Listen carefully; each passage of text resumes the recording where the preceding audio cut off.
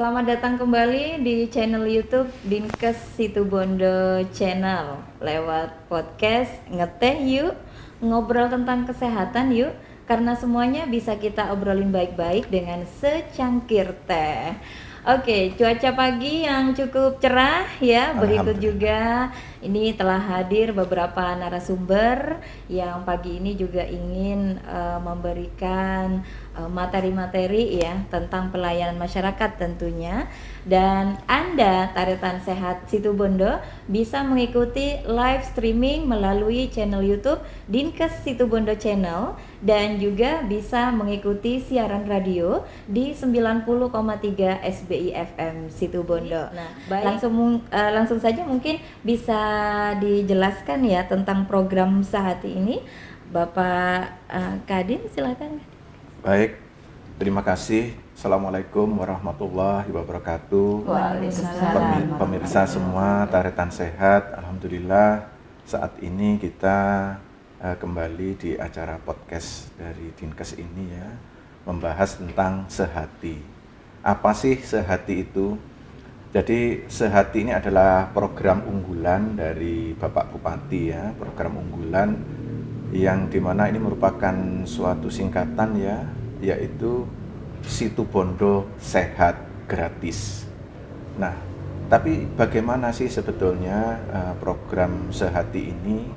Memang program Sehati ini diperuntukkan bagi warga miskin ya, di mana dalam penyelenggaraannya program Sehati ini sudah dilayani di seluruh fasilitas kesehatan ya, baik puskesmas dan rumah sakit. Ya, program Sehati sudah mungkin sebagian masyarakat sudah pernah menjalani atau mengikuti program Sehati ini. Dan pertanyaannya siapa saja ya? Siapa saja sasaran program ini? Mungkin Ibu Siti silakan. Ya, baik Mbak. Jadi program Sehati ini ditetapkan ya dengan peraturan Bupati nomor 20 tahun 2021. Ini mulai berlaku tanggal 17 Mei tahun 2021. Yang termasuk sasaran di sini yakni yang pertama adalah penduduk Situbondo yang terdata ataupun tidak terdata dalam data di TKS ya, tapi dia mempunyai KTP Situbondo ya. Tapi di sini dia belum memiliki jaminan kesehatan apapun ya, jadi tidak memiliki pembiayaan dari BPJS atau mungkin asuransi yang lain. Yang kedua yakni adalah peserta PBI nonaktif, baik PBI dari pusat maupun PBI daerah. Jadi sebetulnya dia ada terdata di sebagai peserta JKN, kemudian dinonaktifkan oleh Kementerian Sosial, ini bisa menggunakan program Sehati ini untuk pelayanan kesehatannya. Yang ketiga yakni peserta mandiri ya yang dalam masa penangguhan ya, misalnya seperti ini, dia terdaftar di baru mendaftar, sakit baru mendaftar, akan ada masa 14 hari baru bisa dimanfaatkan. Nah, itu yang dimaksud dengan masa penangguhan. Ini bisa menggunakan program Sehati selama BPJS-nya ini belum aktif. Sasaran yang keempat yakni santri dan penghuni panti sosial ya. Jadi penghuni panti sosial dan santri yang merupakan penduduk Kabupaten Situbondo ya. Itu. Kemudian sasaran terakhir di sini adalah sasaran yang terakhir yakni PMKS ya, penyandang masalah kesejahteraan sosial.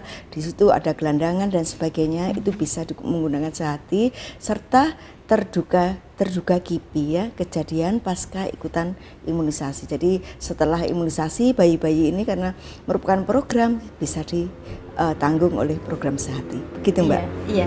Dan apa saja kira-kira Ibu persyaratan untuk memperoleh pelayanan kesehatan ya?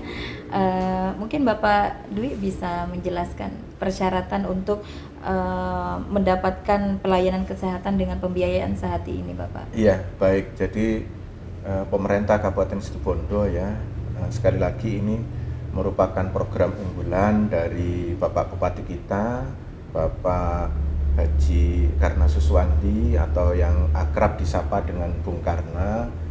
Sehingga kita dalam program unggulan kita memang berusaha memberikan kemudahan-kemudahan kepada masyarakat. Jadi mungkin kesan-kesan dulu kalau ingin menggunakan program-program yang bantuan ini kan terkesan ribet dan seterusnya ya. Tapi kita kali ini memberikan banyak kemudahan. Jadi syaratnya sebetulnya hanya 2 ya. Yang pertama adalah dia punya KTP Situbondo ya, punya KTP atau identitas lain ya. Bisa kartu keluarga atau kalau dia bayi yang baru lahir, belum masuk KK, dia bisa menunjukkan akte kelahirannya atau surat kelahiran. Nah, yang kedua dia terdaftar dalam warga miskin ya, data warga miskin dalam DTKS namanya, data terpadu kesejahteraan sosial. Nah ini makanya kita saat ini Situbondo sudah punya data ya, data terpadu kemiskinan. Nah bagi warga yang sudah masuk di dalam DTKS tersebut cukup menunjukkan KTP atau identitas lain, ya sudah langsung dilayani, tidak ada syarat lain lagi. Begitu. Nah, pertanyaannya bagaimana kalau dia warga miskin tapi belum masuk ke DTKS? Nah, kita tetap memberikan kemudahan. Pemerintah Kabupaten Situbondo tetap memberikan kemudahan bahwa mereka warga miskin yang tidak masuk ke dalam DTKS, nah bisa mengurus melalui desa lurah ya untuk mendapatkan surat keterangan dari dinas sosial ya, bahwa dia termasuk DTKS tersebut. Tapi hal ini tidak berarti bahwa masyarakat itu harus mengurus sendiri ke kelurahan dan seterusnya, tapi akan dibantu sepenuhnya ya oleh petugas kita baik di puskesmas, di rumah sakit maupun dari dinas sosial. Nah, makanya dalam hal ini saya sekaligus menghimbau Mbak Dinda dan pemirsa Taretan Sehat semua agar warga yang merasa mungkin tidak mampu, warga miskin, untuk secara proaktif ya mendaftarkan dirinya, mendatangi desa dan kelurahan setempat ya, untuk nanti akan dilakukan evaluasi ya pastinya dari kelurahan atau desa. Nah, untuk diajukan ya, dimasukkan ke dalam daftar DTKS tersebut, sehingga pada saat dia namanya musibah ya, suatu saat dia mengalami sakit, dia cukup membawa KTP, sudah datang ke puskesmas, ke rumah sakit, menunjukkan KTP, akan langsung dilayani. Gitu. Jadi tidak perlu nunggu sakit ya untuk mendaftar di DTKS begitu ya. Betul. Iya, jadi bisa aktif dari saat ini masyarakat Situbondo seperti arahan Bapak Dinkes tadi ya. Semoga saja program ini bisa berjalan, dan juga kalau berbicara tentang persyaratan tadi sudah dijelaskan, kemudian juga sasarannya, bidikannya sudah ya. Sekarang alurnya ini, alur dari program Sehati, kalau misalkan ada masyarakat yang ingin menikmati program ini ya, ingin mengikuti program Sehati ini, alurnya bagaimana? Ibu Siti silakan. Ya, memanfaatkan ya, yang lebih tepatnya memanfaatkan yang akan menggunakan ya. Jadi untuk alur ya Mbak Dinda ya, seperti yang tadi disampaikan oleh Bapak Kadis, sudah ada kemudahan, cukup datang membawa KTP aja. Jadi kalau sekarang masyarakat sudah paham bahwa untuk mendapatkan pelayanan Sehati ini harus menunjukkan identitas KTP atau KK atau akte kelahiran. Jadi mulai sekarang kalau misalnya butuh pelayanan kesehatan baik di puskesmas atau di rumah sakit, silahkan membawa identitas ini. Kemudian akan dilakukan pengecekan oleh petugas. Kalau di puskesmas nanti akan dicek kepesertaan dia di BPJS ini, apakah dia termasuk peserta atau tidak. Kemudian juga kalau di rumah sakit dengan aplikasi Viclaim akan dicek kepesertaannya. Kalau misalnya setelah dicek ini dia adalah termasuk peserta BPJS, karena dengan NIK aja sudah ketahuan dia peserta atau tidak. Ini akan dilayani dengan pembiayaan JKN BPJS. Tapi kalau misalnya dicek di JKN di aplikasi JKN ini dia tidak termasuk peserta, maka dia bisa atau termasuk sasaran program Sehati ini, bisa memanfaatkan anggaran dari program Sehati. Selanjutnya akan dilakukan pengecekan data DTKS. Ini ada aplikasi yang nanti akan dilihat oleh petugas apakah dia terdata atau tidak, ya. Kalau terdata sudah, pasien tinggal masuk aja, ya, langsung dapat pelayanan. Kalau misalnya dia tidak terdata, di sini nanti akan ada mekanisme lain, dia akan menggunakan surat keterangan DTKS yang diterbitkan oleh Dinas Sosial. Nanti pihak rumah sakit atau puskesmas yang akan menghubungi Dinas Sosial bagaimana cara sehingga dapat nanti diterbitkan DTKS tersebut. Seperti itu, Mbak. Pak, Iya. kuncinya kalau gitu Taretan Sehat harus memiliki KTP dong. KTP. Iya. Jadi Taretan Sehat untuk bisa memanfaatkan pelayanan Sehati, kita harus ada KTP atau KK gitu ya. Jadi karena pada dasarnya masyarakat di wilayah terpencil kita itu KTP-nya itu belum ada. Nah, nampaknya dari Dinas Kependudukan juga sudah mulai turun gitu ya, Iya, turun betul, untuk betul. mendapatkan pelayanan bagaimana masyarakat Situbondo itu bisa memiliki KTP dengan mudah. Nampaknya seperti itu ya. Betul. Jadi Taretan Insya Sehat Allah. kuncinya punya KTP. Ya, Iya. gitu ya. Tidak Bapak usah Kadis. menunggu sakit dulu Ya. baru mau mengurus KTP, Ya, nanti jadi lama itu dah. betul. Jadi betul ya. Jangan tunggu sakit, urus KTP dari sekarang. Jadi sehingga ketika ada hal-hal yang tidak kita inginkan kaitannya dengan kesehatan bisa langsung dilayani dengan cepat dan tepat. Begitu ya Bapak Ya. Kadis ya. Ya. Iya, betul sekali. Dan mungkin kita terima satu penanya dulu nih yang sudah mengirimkan WhatsApp. Terima kasih kepada Ibu Farhan dari Besuki ya. Semisal ada pasien yang sudah beberapa hari dirawat di rumah sakit, kemudian ingin mengikuti program Sehati, apa bisa? Bagaimana? Mungkin Bapak Dwi bisa menjelaskan. Iya. Silakan.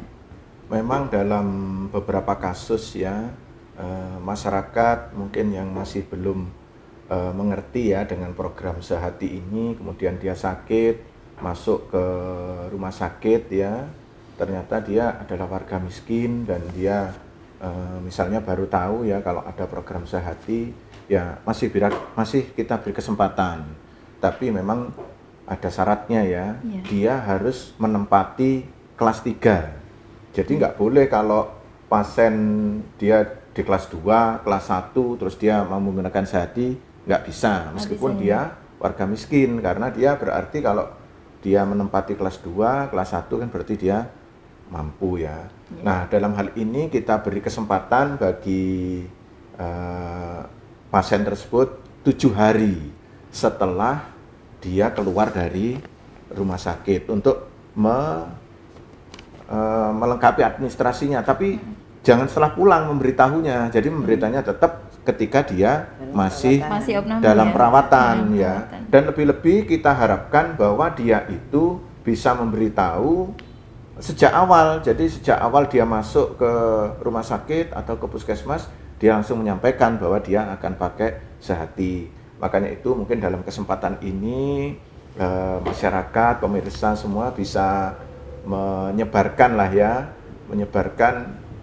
tentang pentingnya Sehati ini, sehingga nanti pada saat sakit sudah tidak lagi ribet masalah persyaratan-persyaratan, sehingga dia bisa keluar dari rumah sakit sudah selesai administrasinya. Iya. Mungkin bisa saya tambahkan. Silakan. Jadi kalau misalnya dia ini sudah 3 hari ada di perawatan, kemudian baru menggunakan, baru terlintas atau baru sadar, baru tahu kalau ada program Sehati, dia benar miskin, bisa saja menggunakan Sehati ini tadi. Ya untuk persyaratan melengkapi berkas 7 hari tadi yang disampaikan setelah pasien pulang maksimal ya Mbak itu ya. Tapi jangan misalnya dia itu sebenarnya bukan tidak miskin ya, tidak miskin, tetapi karena ada program Sehati akhirnya menjadi sakit sedikit miskin. Nah itu tadi yang diharapkan tidak terjadi karena kita tahu anggaran sehati juga terbatas. Jadi nanti dimaksimalkan untuk sasaran benar-benar penduduk miskin, begitu Mbak. Perlu dicek di data di data TPS-nya ya? ya, Bu? Betul. TPS. Jadi walaupun dia aku mau pakai sehati aja, tetap akan dilakukan sesuai mekanisme. Dia masuk di DTKS miskin atau tidak. Kalau misalnya dia tidak terdata dan mau menggunakan surat keterangan DTKS desa, nanti akan mengecek apakah dia dilakukan survei di dalam hal ini, apakah dia betul miskin di situ. Karena nanti juga ada beberapa pihak yang akan menandatangani berita acara untuk terkait dengan dia miskin atau tidak di desa, seperti itu, Mbak. Jadi artinya Iya. tetap harus ada check and recheck ya. Betul, tidak pas serta Tidak kemudian semuanya bisa betul, diterima iya. gitu Iya, ya. memang harus sasaran miskin gitu. Iya, iya. Baik, pertanyaan selanjutnya nih mengenai program Sehati ini, berapa maksimal pelayanan pembiayaan yang ditanggung oleh pembiayaan Sehati ini? Silakan, Iya. Bapak. Jadi perlu saya sampaikan sebelumnya bahwa program Sehati ini seluruhnya biayanya itu berasal dari anggaran dari pemerintah Kabupaten Situbondo ya. Iya. Tapi memang karena anggaran kita juga terbatas, maka kita ada plafon istilahnya ya. Batas maksimal adalah 10 juta rupiah ya. 10 juta. Jadi kalau pembiayaannya kurang dari 10 juta, maka itu akan dibiayai penuh dari Sehati. Tapi kalau dia lebih dari 10 juta, maka ini akan dibebankan kepada pasien sisanya. Sisanya. Iya, penetapan 10 juta ini sebenarnya tidak serta-merta ya. Kita melakukan evaluasi data sebelumnya bahwa memang sebagian besar ya masyarakat yang berobat ke rumah sakit itu memang di bawah 10 juta ya. Sehingga kita menetapkan angka seperti itu gitu. Iya, Ya. iya. Dan tentang penggunaan program Sehati ini kira-kira bisa dilayani di vaskes mana saja ya? Apakah bisa mungkin di luar kota atau hanya di Situbondo saja? Ya. Ibu Siti. Baik, untuk penggunaan program Sehati ini bisa dimanfaatkan di vaskes, puskesmas ya, di seluruh puskesmas di Kabupaten Situbondo Iya. beserta jaringannya. Jadi ada Pustu, ada Ponkesdes bisa digunakan ya.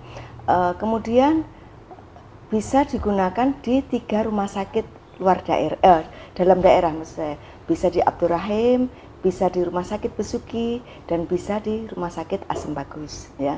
Kemudian untuk pelayanan kesehatan, kalau misalnya di rumah sakit dalam daerah ini karena keterbatasan sarana dan prasarana SDM-nya tidak memenuhi, tidak kompeten di sini karena belum ada, ini bisa dilakukan rujukan ke rumah sakit luar daerah ya. Tetapi rumah sakit luar daerah di sini adalah yang sudah bekerja sama dengan Dinas Kesehatan. Yang pertama di Rumah Sakit Kusnadi Bondowoso, yang kedua di Rumah Sakit Subandi Jember, ketiga di Rumah Sakit Saiful Anwar Malang, di Rumah Sakit Dr. Sutomo Surabaya, di Rumah Sakit Jiwa Lawang, dan di Rumah Sakit Waluyo Jati Keraksaan. Jadi di luar itu kalau di luar daerah tidak bisa, seperti itu Mbak. Iya, jadi ketika pasien ada di luar kota bisa ya Bu menggunakan program ini asalkan ada rujukan begitu ya. Misalkan ada pasien kecelakaan di luar kota begitu, rujukannya berarti ke rumah sakit yang sudah dijelaskan tadi ya? Ya, jadi untuk pelayanan kesehatan rujukan di luar daerah memang ada prosedurnya ya Mbak ya. Kita ada mekanisme rujukan berjenjang. Kalau misalnya dia di pelayanan di rumah sakit harus ada rujukan dari puskesmas ya. Jadi dari puskesmas dilayani dulu, misalnya tidak mampu, kemudian akan dirujuk ke rumah sakit. Rumah sakit tidak mampu akan dirujuk ke rumah sakit luar daerah itu tadi, dengan syarat tadi nanti akan membawa surat rujukan, kemudian juga ada surat penanggungan biaya yang diterbitkan oleh Dinas Kesehatan. Dikecualikan kalau misalnya pasien ini dalam keadaan darurat, misalnya dia kecelakaan di daerah di Jember misalnya, dia bisa langsung dibawa ke rumah sakit Dr. Subandi, nanti untuk pembiayaan kesehatan dan sebagainya bisa diurus kemudian. Bisa langsung mengikuti program ya, ini Mbak. ya. Dan yang pasti tadi sudah dijelaskan juga tentang plafon yang maksimal ya, tentang pembiayaan 10 juta tadi yang akan ditanggung oleh program Sehati ini. Yang pasti tidak semuanya pelayanan ditanggung begitu ya. Pasti ada pelayanan yang tidak ditanggung oleh program Sehati. Kira-kira pelayanan apa saja? Ya. Untuk pelayanan memang sama seperti BPJS ya Mbak ya. BPJS juga menerapkan ada pelayanan kesehatan yang tidak ditanggung, sama seperti kita juga ada seperti itu di program Sehati. Yang pertama yaitu naik kelas. Jadi program Sehati ini pelayanannya di kelas 3 ya, di kelas 3. Kalau misalnya dia minta naik kelas tidak bisa ditanggung ya. Yang kedua, untuk general check up itu tidak bisa. Kemudian yang ketiga, pelayanan yang tidak sesuai prosedur. Jadi misalnya dari sini kemudian dia langsung datang sendiri ke Subandi, langsung datang sendiri ke Rumah Sakit Saiful Anwar, dia tidak bisa ditanggung. Kenapa? Dia tidak melewati mekanisme rujukan berjenjang tadi ya. Kemudian yang keempat, yang tidak ditanggung adalah untuk estetika, untuk kosmetik, untuk misalnya upaya untuk meratakan gigi, sekarang kan lagi musim pakai bezel dan sebagainya, itu tidak ditanggung.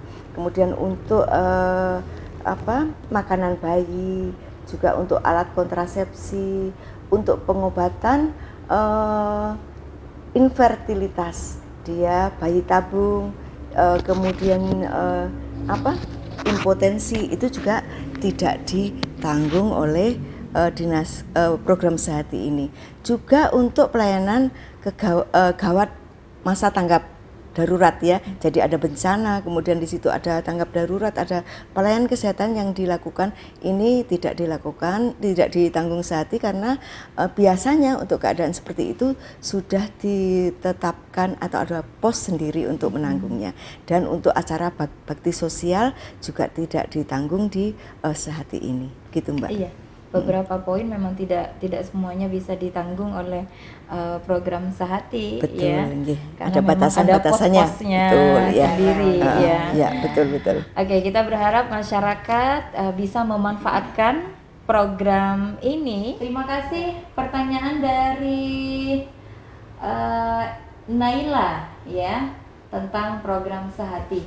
Apakah rawat jalan bisa menggunakan Sehati? Iya. Bapak Dwi, silakan. Iya bisa ya. Jadi semua pelayanan bisa dilayani melalui Sehati. Cuma tadi sudah beberapa kali disampaikan bahwa pasien ini kan ada dua ya yang sakit ini, ada sakit yang sifatnya emergensi dan non emergensi. Yang sakit emergensi di IGD ya bisa langsung ya masuk melalui IGD. Sedangkan yang tidak emergensi, tidak gawat darurat, pasien datang berobat ke rawat jalan, baik itu puskesmas atau rumah sakit. Nah ini yang harus memenuhi persyaratan prosedur berjenjang tadi Mbak Dinda. Jadi kalau dia itu pasien yang non emergensi, dia harus datang ke puskesmas dulu dan dia harus mengurus dulu Sehatinya. Nggak bisa kalau dia datang ke rawat jalan terus dia belum katakanlah DTKS tadi ya, belum bisa. Nah, makanya dalam hal ini kita harapkan bahwa masyarakat ini sudah benar-benar sudah masuk DTKS itu, sehingga dia kalau dia memang sudah terdaftar di DTKS, maka dia tadi tinggal menunjukkan KTP. Iya, datang ke pelayanan rawat jalan.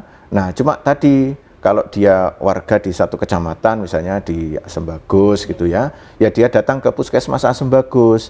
Karena kita ini kan orang itu sakit, kan memang ada orang yang sakit itu ringan, sakit itu sedang, sampai sakit berat. Nah, memang kita menerapkan pelayanan berjenjang ini ya, rawat jalan ini dimulai dari puskesmas. Jadi kalau penyakitnya ini memang penyakit ringan bisa ditangani di puskesmas, ya cukup di puskesmas gitu ya. Nah, kalau dari puskesmas ternyata nggak bisa ditangani, nah baru dia dirujuk ke rumah sakit. Nah, di rumah sakit akan dipakai terus sehatinya, bahkan sampai dia misalnya harus rawat inap pun, nah sehati tadi tetap bisa tanggungan biaya tetap oleh sehati gitu. Ya, mungkin Iya. Sampai dirujuk ke luar kota pun ya mungkin ada beberapa alat medis yang belum ada di sini, mungkin harus dirujuk ke luar kota, rumah sakit luar kota. Masih bisa begitu ya Pak? Iya. Iya, betul. Jadi seperti tadi sudah dijelaskan, ke luar kota pun bisa ya, tapi memang tidak semua rumah sakit bisa dilayani. Hanya beberapa rumah sakit yang sudah bekerja sama dengan dinas kesehatan, misalnya rumah sakit Jember ya, rumah sakit Sutomo, rumah sakit Saiful Anwar Malang, mungkin juga kita rumah sakit yang kadang-kadang di wilayah teman-teman di wilayah Besuki ya, di wilayah barat itu atau Banyuglugur ada rumah sakit di sana cukup dekat ya, rumah sakit Keraksan. Ya, kita bisa untuk merujuk ke sana. Iya. Mungkin bisa saya tambahkan Mbak, untuk rawat jalan tadi ini bisa menggunakan sehati. Cuma memang kan pelayanan kan 1 hari langsung pulang. Kalau dia tidak membawa persyaratan kan agak biasanya dimanfaatkan untuk yang melakukan kontrol ya Mbak ya. Dia sudah menggunakan sehati sebelumnya, dia kemudian mau rawat jalan lagi untuk kontrol dan sebagainya, itu bisa memanfaatkan sehatinya itu tadi. Kalau misalnya dia rawat inap, dari rawat jalan itu kemudian dia rawat inap di puskesmas, ini juga bisa dilayani dengan sehati. Nah, ini untuk rawat jalan dan rawat inap dalam program sehati ini di puskesmas ini adalah gratis 100% Mbak. Itu jadi tidak ada, tapi kan batasan 10 juta itu nggak sampai, klaimnya puskesmas nggak sampai 10 juta, jadi semua ditanggung seperti itu. Artinya setiap warga Situbondo itu maksimal 10 juta itu ya Bu ya? Ya, 10 juta. 10 juta itu. Misalkan sudah melampaui batas, itu tadi seperti yang dijelaskan Pak Kadis, masyarakat menanggung biayanya. Jadi Selisih Taretan biayanya. Sehat, makanya kita harus tetap menggerakkan gerakan hidup bersih dan sehat agar jangan sampai kita itu melebihi plafon gitu Jadi siapa sih yang mau sakit walaupun gratis gitu. Kan mending sehat ya. Mungkin begitu ya Bapak. Iya, betul. Dan satu pertanyaan kembali tentang peserta BPJS nonaktif ya, apakah diperbolehkan menggunakan sehati Bapak? Iya, jadi peserta nonaktif ini ada 2 ya, ada dia itu peserta BPJS yang PBI ya, kan ada peserta BPJS itu ada PBI dia, baik dia PBI daerah maupun PBI pusat. Nah, kadang-kadang peserta dari BPJS PBI pusat ini dinonaktifkan oleh pusat ya, karena dengan berbagai evaluasi yang dilakukan oleh pemerintah pusat sehingga mereka dinonaktif. Nah, ini tetap bisa ditanggung oleh sehati. Nah, sedangkan bagaimana kalau peserta BPJS mandiri terus kemudian dia menunggak ya, tidak membayar sehingga tidak aktif. Nah, ini yang tidak bisa ditanggung oleh sehati. Iya. Dan memang pasien yang sudah mengikuti BPJS mandiri ini sebetulnya mereka ini kan sebetulnya sudah mampu ya. Cuma mungkin dengan ada beberapa kesulitan, mungkin sesaat tidak bisa membayar preminya. Nah, kita harapkan bahwa mereka ini bisa melanjutkan lagi BPJS mandirinya tersebut. Dan saya dalam kesempatan kali ini ya, Dinas Kesehatan menghimbau masyarakat ini bagi mereka yang mampu ya, untuk tidak ragu-ragu ya untuk ikut BPJS. Kenapa seperti itu ya? Ibarat kita itu kan sering mendengar istilah sedia payung sebelum hujan ya. Nah, begitu juga BPJS Mandiri ini penting ya. Cukup di BPJS Mandiri kelas 3 yang preminya cukup murah pastinya. Nah, dari sini sehingga kita itu jangan ragu, karena mungkin kita itu kadang-kadang timbul pertanyaan, rugilah, saya kan jarang sakit, saya kan sehat ya. Nah, tapi kan tidak seperti itu. Di dalam BPJS ini ada prinsip namanya prinsip gotong royong. Nah, insya Allah ya, kalau kita ini ikut BPJS Mandiri, meskipun kita tidak sakit, pemirsa semua, nah, kita akan mendapatkan pahala ya, pahala yang berlimpah dari Allah, karena kita berarti sudah membantu saudara-saudara kita yang sakit. Nah, dengan itu justru anggap sedekah. Justru dengan itu insya Allah kita tidak akan sakit ya, gitu. Iya, betul. Syukur punya BPJS tapi tidak pernah sakit. Nah, itu justru kita, harapan kita seperti itu. Kita punya kartu BPJS tapi tidak sakit kan, alhamdulillah ya. Kan bagaimanapun meskipun ya tadi disampaikan oleh co-host kita ya Bu Mince, meskipun kita gratis gak bayar, tapi kalau sakit kan kita pilih tidak sakit ya. Begitu ya. Lebih baik tidak sakit. Atau kalau di masyarakat itu sering, daripada kita yang sakit, mending kita yang menjenguk orang sakit gitu ya. Betul. Makanya penting menerapkan gaya hidup sehat seperti tadi yang disampaikan ya. Program Germas juga sudah mulai digalakkan begitu ya, di beberapa kecamatan. Dan satu pertanyaan ini mungkin jadi pertanyaan terakhir ya untuk kesempatan kali ini. Tadi sempat dijelaskan oleh Bapak mengenai kelas-kelas yang sudah diprogram oleh program Sehati ini ya dengan plafon 10 juta. Apakah boleh ya ketika sudah mengikuti program Sehati masuk ke kelas 3, apakah boleh naik ke kelas 1 dengan biaya ditanggung sendiri begitu Pak? Nah, karena ada yang begitu biasanya. Betul. Pengennya pindah kelas ya, kelas perawatan ya. Karena yang ditanggung hanya kelas 3, dia pengen naik ke kelas 1, nanti biayanya ditanggung sendiri. Apakah boleh? Nah, ini yang perlu disadari pemirsa semua, masyarakat Situbondo ya, bahwa orang yang menggunakan program Sehati ini tidak boleh naik kelas. Meskipun dia, saya kan sudah mengurus Sehati, saya sudah diterima, kan hak saya untuk menggunakan Sehati. Saya naik kelas, yang penting kan selisih biayanya saya bayar sendiri. Nah, ini tidak bisa ya. Tidak bisa. Jadi kalau dia mau naik kelas 2 atau kelas 1, otomatis haknya di Sehati itu gugur. Jadi nggak bisa Iya, betul. Berarti dia sebetulnya orang yang mampu gitu ya, mampu membayar selisihnya kan, berarti dia mampu ya. Atau seperti ini Mbak Dewi, ada yang sudah masuk dirawat di kelas 2 atau kelas 1. Begitu dengar ada program Sehati, saya mau pakai Sehati aja biar enggak apa-apa. Nah, artinya di kelas 3 itu tidak bisa juga, karena di awal dia sudah mengisi bahwa dia ada di kelas 1 atau kelas 2, tidak bisa turun kelas mau menggunakan nggak bisa gitu. Dengan memilih kelas 1 itu sudah kategori mampu ya. Di tengah-tengah perawatan dia bilang saya menggunakan Sehati, nggak bisa, itu menyulitkan rumah sakit. Dari segi di manajemennya seperti itu. Manajemen rumah sakit kan naik turun ya, bingung juga nggak bisa, ya. Ini masuk kategori mampu atau tidak? Iya, artinya pasti sudah mampu Kak, seperti itu. Iya. Ya, semoga saja kita bisa memanfaatkan program ini sebaik-baiknya dan tentunya tidak ada manipulasi data begitu ya. Betul. Amin.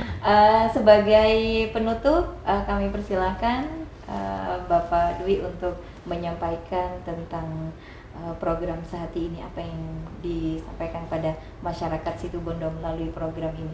Baik, pemirsa semua, Tartan Sehat Situbondo, alhamdulillah bahwa pemerintah Kabupaten Situbondo telah meluncurkan program unggulan ya, namanya program Sehati Situbondo Sehat Gratis. Nah, ini merupakan program yang sangat baik dari Bapak Bupati, pemerintah Kabupaten Situbondo untuk membantu masyarakatnya yang dalam kesulitan, sehingga masyarakat yang dalam kesulitan tadi bisa dibantu dengan tidak dipersulit lagi dengan berbagai kemudahan yang sudah kita bahas tadi ya. Nah, hanya kita itu tetap ya, kita itu di pelayanan kesehatan sebetulnya kita itu ada paradigma Mbak Dian, Mbak Dinda. Paradigmanya apa? Kita itu ada paradigma sehat, ada paradigma sakit. Nah ini mungkin baru dengar ya. Iya. Nah itu. Jadi kita di pelayanan kesehatan itu ada paradigma sehat namanya. Paradigma sehat ini ada dua upaya, yaitu upaya promotif dan upaya preventif ya. Upaya peningkatan kesehatan dan upaya pencegahan. Sedangkan paradigma sakit, nah ini kalau orang sudah sakit ya tetap kita layani. Nah ini ada dua upaya, yaitu upaya kuratif ya, pengobatan, dan upaya rehabilitatif atau rehabilitasi.